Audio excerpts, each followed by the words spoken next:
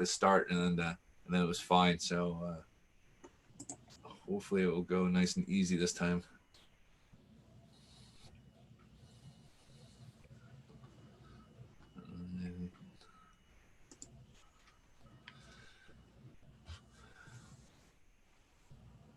We're live, buddy. We're live. We are live. Okay, well, at least on your computer we're live. We're not live on mine yet. I just got the spinning wheel of death here.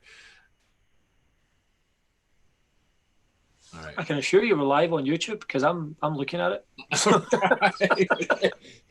All right. Well, welcome. This is Ball Caps and Bagpipes. So usually this is a podcast about baseball in Scotland, but we're obviously involved in the Negro League Baseball Museum fundraiser here. So we're interviewing people live 2 times every day until the next 3.5 weeks here. So I'm Jason. Last time we missed out on my co-host John. Why don't you say hi, John? I'm here tonight. Hi, I'm John McKellar of the Glasgow Comets, Baseball Scotland National League. I'm very thrilled to be part of this with Jason, and let's get this started. This is us properly launching this thing. We're going to be in people's faces for 3 weeks. So for our first guest tonight, we have Robbie Aronson. I'm pronouncing that right. Correct, Robbie? Robbie Aronson? Aronson, yeah. Really close. Really close. And obviously multi-talented here. So obviously you are an artist. We've got you down as a retail shop with your T-shirts and the various things. And then we have you for FC Choice Goods, which is your leather side of the business. Yep. And what I understand, none of these is your actual day job. Kind of. FC Goods is my day job, yes. Right. Yeah. So let's start out. So why don't you tell us a little about yourself, where you're from, your baseball background, and we'll take it from there. Sure. Robbie Aronson again. I'm in Orange County, California, and I grew up a massive Angel fan. Still am a big Angel fan. I'm about 10-15 minutes from the stadium. Not a whole lot to talk about the Angels these days besides Mike Trout, but I started playing as early as I could, and I played up into college, and I made a decision: do I try to play baseball the rest of my life, or do I go try to learn a trade that is going to make me money, consistent money? And so I chose graphic design as my major, and I've been working in and out of different industries, and recently have come into the e-commerce industry. And the company I work for had acquired FC Goods, and have taken it from kind of a hobby in someone's garage, and now we're selling a lot of wallets repurposed from old baseball gloves worldwide. And then I just do the digital, I'm calling them digital baseball cards. I don't really know what to call them on Instagram, but I've been doing that for about a year. Just picked it up, saw somebody doing basketball and football, and I said, well, no one's doing exclusively baseball. I don't really know the other sports as well. I'll be the baseball guy. Saw some opportunity and growth there, and then got into this. And a passion of mine has always been to own or start and run an apparel business. And once the baseball thing took off, I'm kind of utilizing my knowledge of the history of baseball through FC Goods, through my playing days, and said I'll focus on baseball as my apparel brand. So that just launched. It's part of the show. It's not big at all. I have like 140 followers on Instagram, and we're like 2 weeks into this thing. So hoping to see some growth there. So the matchsticks.co is my plug there. Hey, yeah, I was looking at that before we came on there, and I would say there was a t-shirt, the Robin shirt, the Robin tee was awesome. I really thought that the design you had on there, that was pretty badass. Thanks, man. So are those on your own personal designs there, or do you have people you're working with that you come up with various ones? Nope, that's all me. I'm definitely down to collab, but to start, I'm illustrating, I'm designing, I'm drawing, I'm doing all of it myself. I want this to be my baby, and just go from there. And then obviously as I get it to a point where people like it and want it, then I'll reach out to other designers and other apparel brands and kind of do some collab stuff with them. But I want to prove the concept before I start getting other people involved in my mess. It's a lot of fun. Like I said, I took the jump myself doing Dugout Classics and doing the jerseys there, and I know how hard it is to grow the business there. So what's been the hardest part for you? Was it the FC Goods getting that off the ground, or was it your own illustration with the baseball cards? they all kind of have their unique challenges. FC Goods, we are fortunate to be powered by a holding company, so we kind of have the powerhouse team to run it. So I'm the design portion of that team. My boss is actually I don't like to say people are bigger baseball fans than me, but he might be. He's the stat nerd, and then I'm like the culture guy. Like I'm the eye test guy. If they look good, they're good, and he looks at their stats and says, were they really that good? And so our debates are a lot of that. He's a big Dodger fan. I'm a big Angel fan. Not a huge rivalry, but he's just an e-com guru. He knows it all, and then I just design what he says to do. So that's been fairly easy on my part. The baseball card stuff has been a little challenging. I didn't think I was going to try to turn it into what I'm turning it into now. Of just like I want baseball fans to follow me. I just want to talk about baseball. I want to have people like me that I'm in contact with through all channels of my life. And so I think that's like, I went 0 to 1,000 pretty quick in followers, and then it kind of just slowed down. So I'm trying to figure out how do you kind of break through that next wall of followers, I guess. Right. So speaking of the Angels, I'm a Mariner fan because I'm originally from Seattle, even though I've been in Scotland for 17 years. How do you feel it's going with Mike Trout, prime years being wasted at the moment? I've definitely had this conversation a lot. I don't know if I'm telling myself this to make myself feel better about it, or if this is truly how I feel, but I compare it to Ted Williams. Like people are talking about Trout being wasted, never win a World Series in Anaheim, and I'm not saying it's never going to happen. We have him for a long time. We have Shohei, who has shown signs of being something pretty great. We could build around it now with Rendon, but I think to answer your question, Ted Williams was on a Red Sox team that never won a championship. We're not talking about how many rings he has. We're talking about how good he was. And so I chalk it up to that. Would I love to see Trout with as many rings as possible? Obviously. But I try not to think about it, I guess, is the short answer to your question. It's a tough one. Like I said, we're out here watching games at midnight. If I want to watch a Mariner game, it's 3:00 in the morning. If I really feel like staying up and watching it, so we're always keen to chat baseball. I mean, John, how many people have you stopped in the street wearing, I wouldn't say a Yankees hat, but something else, and actually want to chat baseball with and actually get a conversation going? Yeah, very few. I mean, I tend to give a mean stare at anyone I see with a Boston Red Sox hat, but never really got a chance to chat with baseball fans in Glasgow or anywhere else around this country, unfortunately. The only time really that we get to, and I think we've covered this before on previous shows, is really one of the things that makes our league great is that we get a chance to actually talk about baseball for the only time each week when we're at the park. Speaking of being at the park, Robbie, you already mentioned you grew up an Angels fan. Did you play baseball growing up? And if so, to what level? Yeah, I played, from childhood, I kind of went through Little League, Pony League, and then got serious about it going into high school. My core group of friends, we all played we were the same team every year. And we all went to high school together. And I played kind of everywhere growing up. Played a little bit of shortstop, a little second. And I got bigger, and they put me in the corner outfield spots. I had a better arm. But my passion, I love pitching.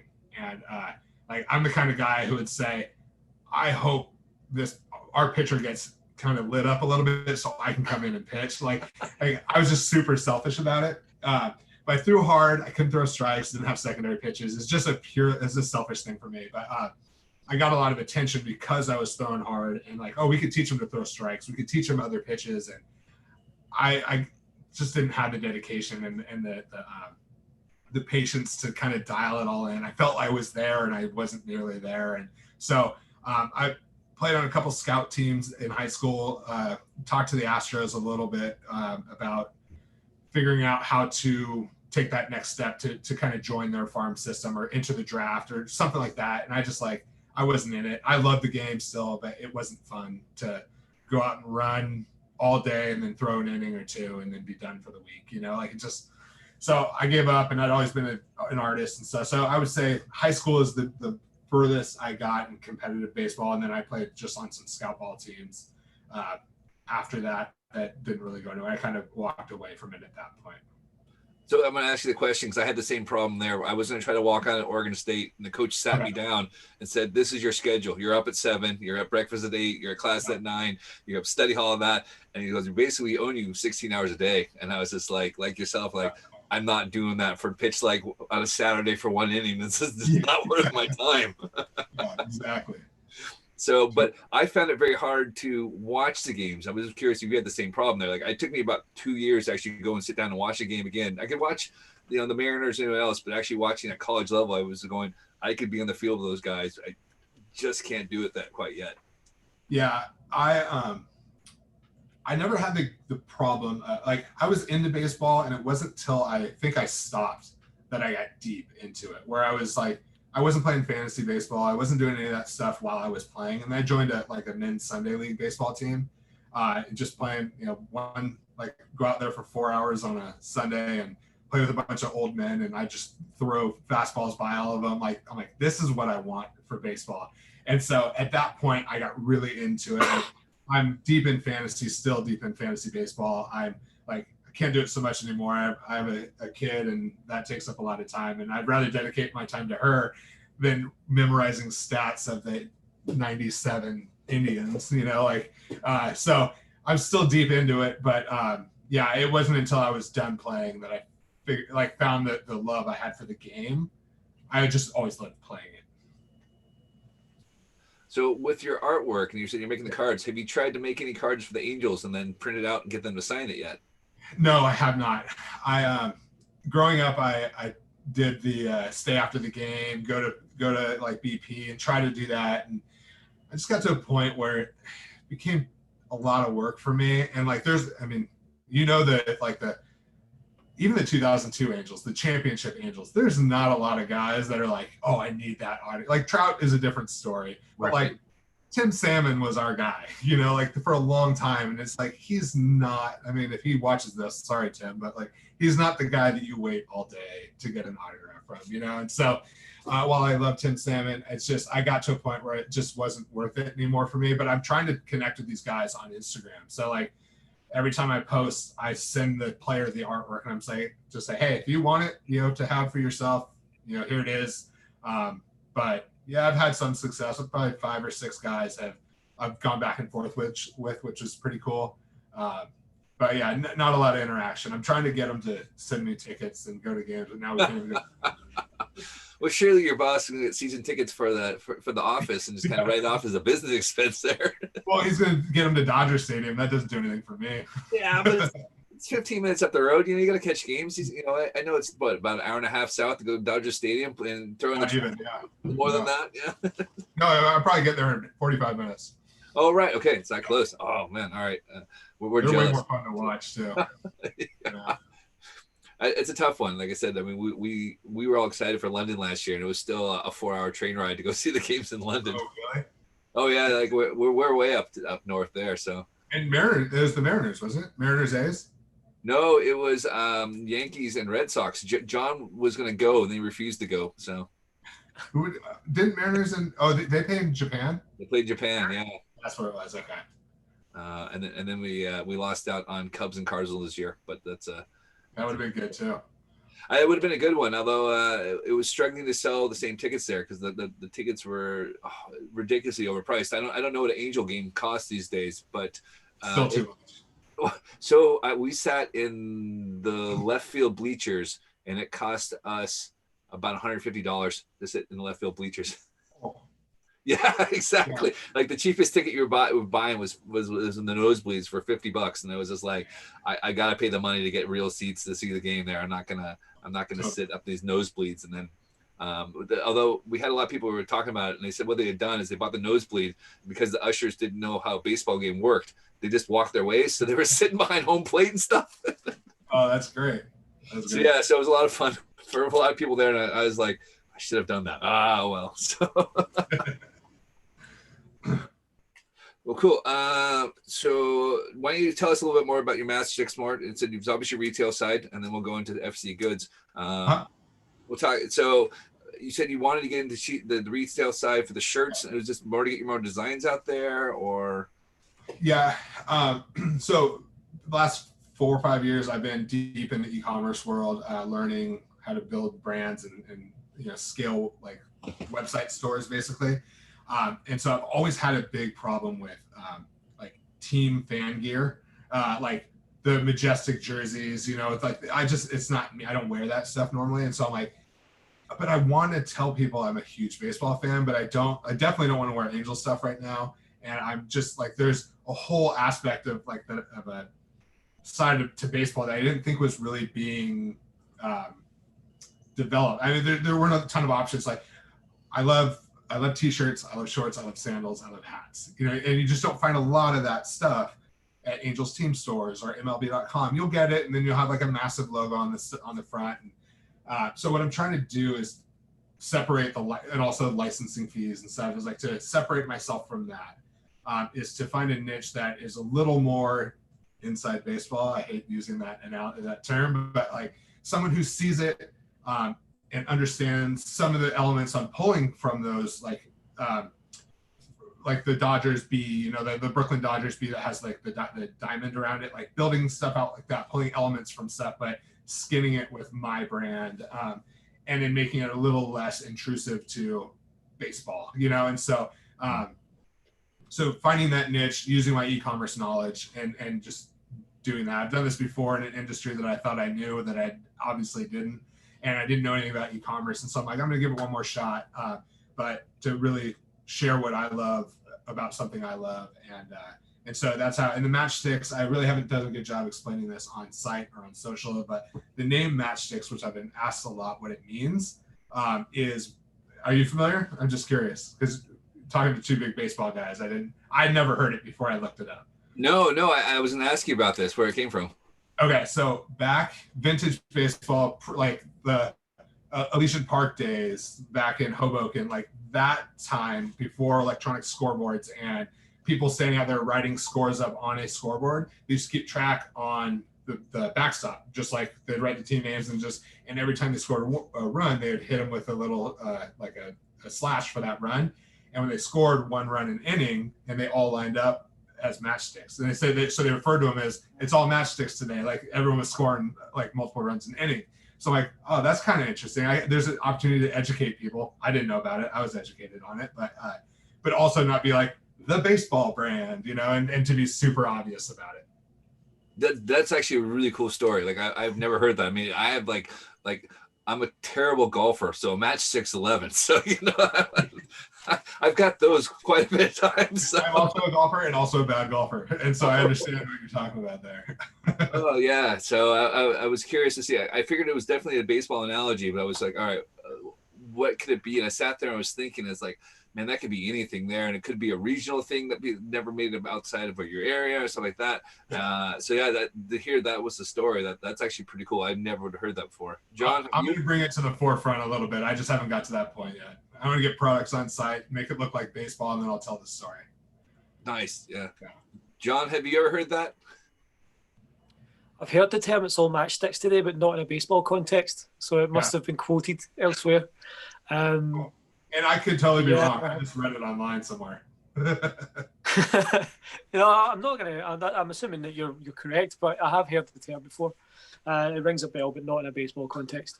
You know what we'll do is we'll tweet out later to John Thorne, the Baseball Hall of Fame historian, and because I tweeted at him once when I was trying to say it was Abner Doubleday Day, and he's like, that's actually not true. So we can get him to confirm it. That'd be pretty awesome. So yeah, that'd be sweet. Yeah, because he's pretty good at responding to people and actually correcting people and actually doing it in a nice way, so you don't feel stupid about it. Hey, idiot, you're wrong. I hope he has like a well actually gif that he uses for it. Well, I'm actually surprised that he actually responds. I mean, he's the Baseball Hall of Fame historian. Like he must be busy in research on it, and just to take the time to go, no, actually, that's not the true story. I always go, oh, that's actually pretty cool that you actually took the time to respond. I kind of send a tweet out there, and I hope one person responds, let alone the person I actually sent the tweet to. I actually hope I am wrong, so I can get the full, the true story behind it, and then tell that story. Let's see. So I was looking at your Fielder's Choice goods, and you guys repurpose baseball gloves. So do you guys just like scour eBay for gloves, or do you have some other? You hit up the little leaguers and take theirs when they're not looking? Yeah, we're the bullies on the field. So we actually have a few different streams of getting gloves. One is eBay, Craigslist. I don't know if that's Craigslist is something out there, but we have a couple people whose part of their job is to go and who are also baseball fans. So it's really nice that our core group of employees who work on this brand are deep baseball people. But they go scour all of those the websites that resell stuff. We also have become really good friends with 2 or 3 different glove collectors. So they'll buy, like our first batch after we acquired the brand, the first batch of gloves that we bought 1,500 of them at once. Wow. We found on Instagram, we found this guy who turns out to be like a gangster collector. Like he is the guy. He's in Connecticut, and he posted this picture of his kids sitting on these mountains of gloves. Like the mountain was probably 3 or 4 feet tall. And just these, so we bought all the ones that weren't worth anything to him, like the collector's pieces, really. Right. And so we go through and we pull out the little like play school, like plastic gloves. We pull out the ones that aren't quality leather. And then we take those and we cut them up and repurpose them mainly into wallets. We've branched into like toiletry bags and belts, and we are doing keychains now. So we have expanded our product line a little bit, but our core is wallets. And yeah, so we just like constant supply chain, like that wheel's always turning, it's like, oh, we're low on gloves, let's go find more. And so people come to us, we also go find them as well. So which one do you have? Who's in your wallet? So mine's actually I have it right here. Mine is made from my glove. So nice. I had a red baseball glove, and I sent it in and I turned it in. So I've always been a Rawlings guy that's actually covering it, but that says the Gold Glove Co. on there. And so this one's made from my actual, the glove I use, and it gave me an excuse to go buy another glove, which is nice. But so I actually, until that was made, I was using one of our returns it was a blue baseball glove that had somebody else's initials branded into it. And so they returned it because it was blue, and I said, this is awesome, I'm going to use this. And so I used that until about maybe a month ago. I got that one, and so that's my new one. No, I know what you mean. Like, because I grew up as a pitcher, first baseman, so I had like the same glove, my Dale Murphy model that I had from like 1984, and that was my pitching glove all the way through high school. Because I played first base as well, and it was just like 2 gloves. So when I came out to Scotland, my mom went to like Kmart or Walmart and grabbed a glove and just set a $20 cheap glove over there that I used for a while. But when it came to actually like, I'm going to get myself a proper glove, it was the same thing. So I got a blue one for Scotland because I figured, well, here's my excuse to get a blue glove. Why not? Yeah. Yeah. So I remember spending hours geeking out over the various things you could do with the web and everything else there. So, it's not like everyone here, you don't have much choice. You kind of just go, I have this amount of money to spend. This is what I can buy. Where you go, okay, I can go buy it in the States. And it was a ridiculous amount of money, and then shipping it over and the taxes on top of that. It's just like, oh man. Yeah, totally. Yeah, it's and I remember when I was playing, they were expensive, and then when I was looking at my glove, the one I just bought, I'm like, what happened? Why are these so much more expensive now than they were 20 years ago? But it's crazy. I mean, I saw gloves going for like $1,000, and there was some crazy one made of like, where did I see that? It was like elephant skin or something like that. It was the weirdest thing I'd ever seen. It was like, who makes a glove out of like, it was some kind of wild animal that we were like, that's the most bizarre thing. So I imagine you guys see quite a few weird gloves come your way. There's one that we released for this past Father's Day, we did a heroes collection. So we took gloves that had player signatures from the palm, and we turned those, because like, my favorite player growing up I don't know how many people know this guy, but Gary DiSarcina, was the Angels shortstop. He was not good at all. But for some reason, he didn't wear batting gloves. He was a pretty good shortstop, was a terrible hitter, but for some reason he was my guy. And so I'm like, if there was a Gary DiSarcina model, I would want that. And, but so I figured have all these gloves with names on them. Like, this was somebody's Gary DiSarcina, right? And so we cut them up, and I came across a Roberto Clemente glove that was red, white, and blue, and it was insane. And so we couldn't put it in like, I wanted it in there, but like, we pulled it aside, like, this thing is not getting cut up. Like, this thing is amazing. Wow, like I said, that's amazing. I wouldn't even think those exist. You know, I take it you guys go and put the oil back in it and you know, give it back to where it was, so it looked almost. Yeah. So they'll cut them apart, and so I actually always feel like I do this a disservice because I'm on the design and marketing side. I'm not physically the guy who's cutting them up, but yeah, they'll take the glove apart, cut all the lacing basically, and then flatten them out, pull all the padding and stuff out. And then they condition all the leather. They, you know, flatten it out, take the pieces that are usable for whatever size we need, that show kind of the baseballness. So you get the names, you get the icons, you get all that stuff. Yeah, and then they just build a really good wallet after that, you know.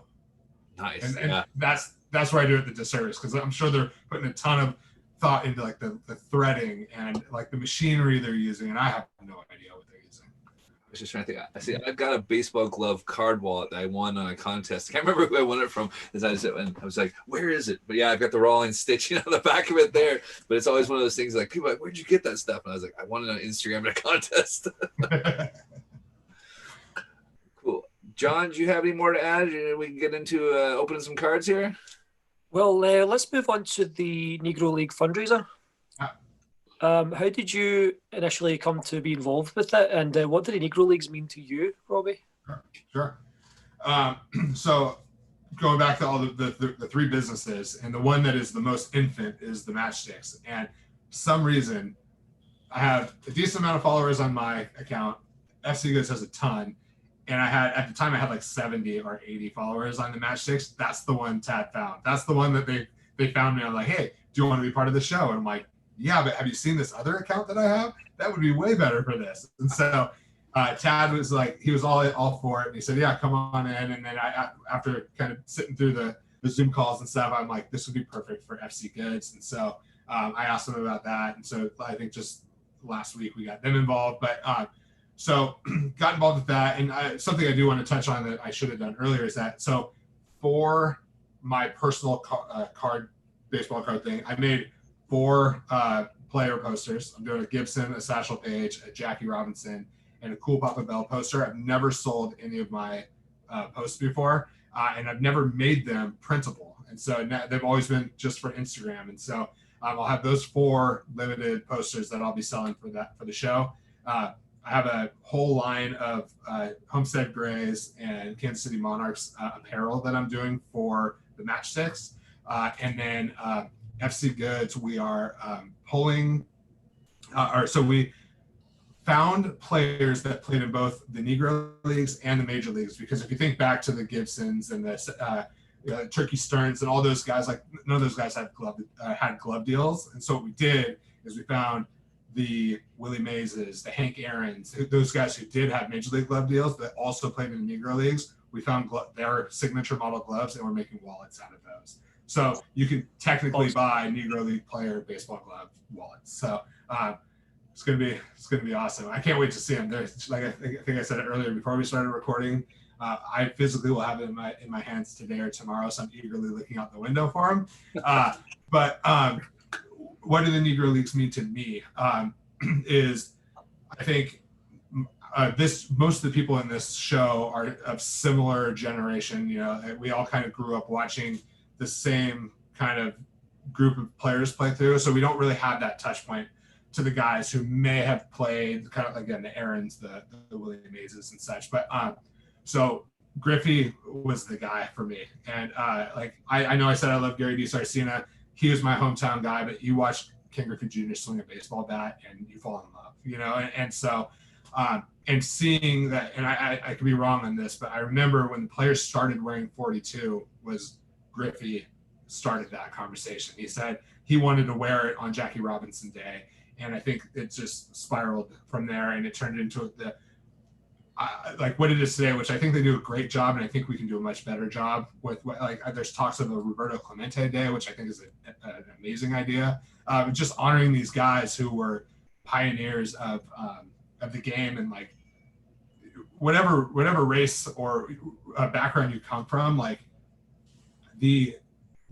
all the Negro League players set a precedent for some of the guys who are playing today that just have changed the game. Like watching 100-mile-an-hour fastballs from Aroldis Chapman, like that is insane.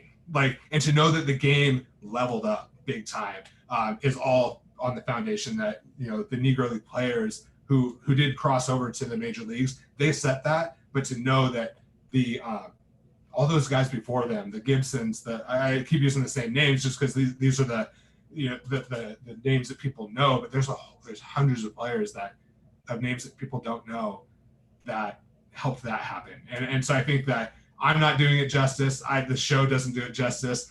We as people don't do it justice because it's just such a rich history that a lot of it's unwritten, you know, and I think that just doing anything we can to honor it is just doing as much as we can, you know. So baseball is way better for it, and more change for me is better. And, you know, if they're quality ball players, shouldn't matter who they are, where they come from, let them in, let them play. And I think that's should be celebrated. That's a great answer, man. And I think a good place to end the interview portion of the show. Sure. Jason, if you wouldn't mind, let's open some baseball cards. Let's open some baseball cards. I say, where do I put them now? So that's they're behind you. Yeah, that is my card wall. So I was joking with Tad earlier because I'm literally, we're doing this interview from a 160-year-old toilet. So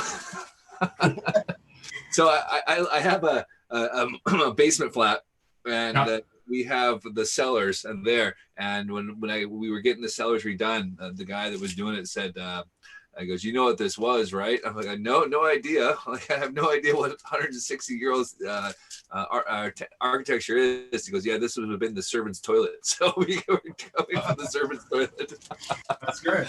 That's awesome. Yeah, so I have a small cubicle, and I was like, I got my little man cave up here, and yeah, it's a lot of fun. Like I said, I got all my 80s and 90s baseball cards up that way.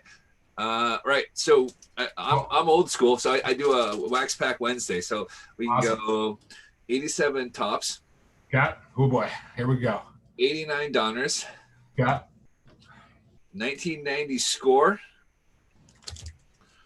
91 Stadium Club. 92 Pinnacle. Oh man. And then we've got. Who was that on the cover of that one? Juan Gonzalez. Juan gone. We've got 93 Studio, and then I've got 2020 Big League Baseball. So I got someone that donates some this and there, but that's for mostly my guys over here that haven't been following baseball for so long. Okay. So what do you want to open? Let's go anything 90s. I think 80s is a little. I'll get some of them, but I think the 90s is more my wheelhouse. All right, so we'll go with the 93 Studio because these are hilarious cards. So they're actually like they went into a studio like it was your senior portraits and took photos like that. I got this awesome card we pulled with Tad of Steve Lake and the parrot. Interesting. Yeah, so it comes from the same set of people who did this. So what was that decision? Like, we took your picture, need something. Parrot. Like, was he on the Pirates? I mean, how did he get to the parrot? He was a Philly. That was the weird thing about it. I was like, okay, I can kind of see the connection there. But a few nights ago, we were testing video, and Jason was checking the lighting on the cards, and we pulled the John Wetland ripping some guitar. Remember, Jason? Yep. Yeah, I've got that on the wall too. I won't pull that one down there, but yeah, it was like they have little things where they talk about their hobbies outside there. So, all right. Okay. So we got a great start here. We've got Bo Jackson. Oh man, former Angel. Yeah, that's true. He did play for the Angels. Yeah, for about 20 minutes. Yeah. Was that his final season? It was right before the Disney Angels. That's all I remember. Disney, that's true. Oh gosh, I have to look. This is oh man, Leo Gomez. I vaguely remember him, but yeah, no. Not much here. Yeah. Oh, here we go. Ron Gant with the Braves. Ron Gant, he can drop some bombs. he was a beast guy. Yeah, didn't he hit 40 home runs one year or something like that? I remember. Wouldn't surprise me. Always with the Braves in the 90s. And he's not a big dude, but a lot of pop. A lot of pop. We got this one for John here. We got Wade Boggs with the Yankees. Wade Boggs is a Yankee. Awesome. That guy can slug some beers, though. Yeah, exactly. Oh, man, that story of him, I don't know how much truth is in that, but that's a great story. Actually, I've got a Wade Boggs story. So one of my friends is, do you remember Cheers? Yeah. Right. So I made friends with Gary, who was Gary's Old Town Tavern. We ended up like bonding over that. And he was telling a story about how Wade Boggs agreed to do the Cheers episode. It was because he was having an affair, and they flew him out to LA to go see Margo Adams so they could spend some time together, and then flew back there. And that's the only reason he agreed to go on Cheers, so he could go see her for the weekend. Oh, that's my one Wade Boggs story. Okay. All right. I got a Mariner here. Chris Bosio, probably known for his no-hitter with the Mariners. It's about the best I can say about Chris Bosio. That's right around the time they changed their logo right there, too, because that still has the current logo on that card, right, from the 90s? When they went from, like, the Junior Griffey, like, blue and yellow to that. Yeah, it was right around that time they started doing that there. I'm like, gosh, I want to think that 92, 93. I think you were pretty close to that. We've got the Iron Man, Cal Ripken. Yeah. Cool. Took a day off to take his picture. That's good. Yeah. We've got another one. Dave Valley is a catcher. So Tad told this really funny story. There was this awesome dive bar by the Kingdom back in the day, and you could buy a pint of beer for the price of Dave Valley's batting average. So it's usually around $1.50. So that's a good one there. Oh gosh, yeah, we get some good ones there. Terry Steinbach with the A's. Another catcher, right? He caught, right? Yeah, he was the mainstay during the A's dynasty in there. And speaking of A's dynasty, Jose Canseco. Man. Let's just leave that one there. So I don't know if that picture is of him batting or what he should have worn in the outfield. With the ball yeah, but that was what was he with Rangers there, or was it the Blue Jays? Okay. So let me ask. I don't know. Maybe I don't know. You could be on something with the Blue Jays. Maybe he was playing for Toronto at the Sky Dome, because I want to say it was at least at the Sky Dome. Okay. So were Jose Canseco cards were their values inflated back in the day, like his arms were? Definitely after the 40-40 season. So, okay. Funny enough. So there we go. We talked about Juan Gon. We pulled the Juan Gon. Yeah. Man, that guy can hit too. I mean, with him and Canseco in the same lineup is scary. Was Will Clark down in Texas at this time? Oh gosh, possibly. I think he still would have been the Giants. But yeah, it could have been around that time too. All right. Oh, so Pedro's older brother, Ramon Martinez, who was supposed to be the better guy, with the helmet on, which is strange. Oh jeez, yeah, I didn't actually he is the reason that Mike Piazza and Pedro Martinez have beef. Because Mike Piazza and Jose Martinez is Jose, right? No, well, no, this is Ramon. Ramon, sorry, yeah. Ramon Martinez and Mike Piazza were teammates in the Dodgers and had some kind of a falling out of some kind. And Pedro made it known when they became a Met years later that he hadn't forgotten about it. I remember watching Sports Beef or something like that, or something along those lines. It's called on YouTube, and it was an episode about that. Quite interesting to think that Pedro and Piazza would have had to, be a pitcher catcher battery for like a couple of years, and obviously bad blood between them, even years later. That's crazy. All right, we got the final card. We have Mickey Tettleton. So, that's him. Yeah. Because I just had this conversation. The crowd goes mild. The what? The crowd goes mild. I have never heard of this guy. He'll tell you. Go ahead and tell the story, Robbie, because he had the world's funkiest batting stance. Well, so I was talking to my brother, I think like yesterday. I was watching football here, and I was at his house, and we were talking about Mickey Tettleton, Terry Pendleton, and Gary Templeton. Like all three of them. And it was like every single time one of those names came up, he's like, "Oh, that's this guy, right?" I'm like, "No, that's Mickey Templeton. That's this guy." But he would just stand there like he can care less about being at the plate, and just kind of held his bat straight back. And then as the pitch came, he'd come up and stuff. But yeah, it was probably, during my childhood, one of the most emulated stands. It was Griffey, and then probably that one. Yeah, exactly. Yeah, everyone had the Mickey Templeton. And then one other thing about him is he used to eat Fruit Loops before every game. Oh, really?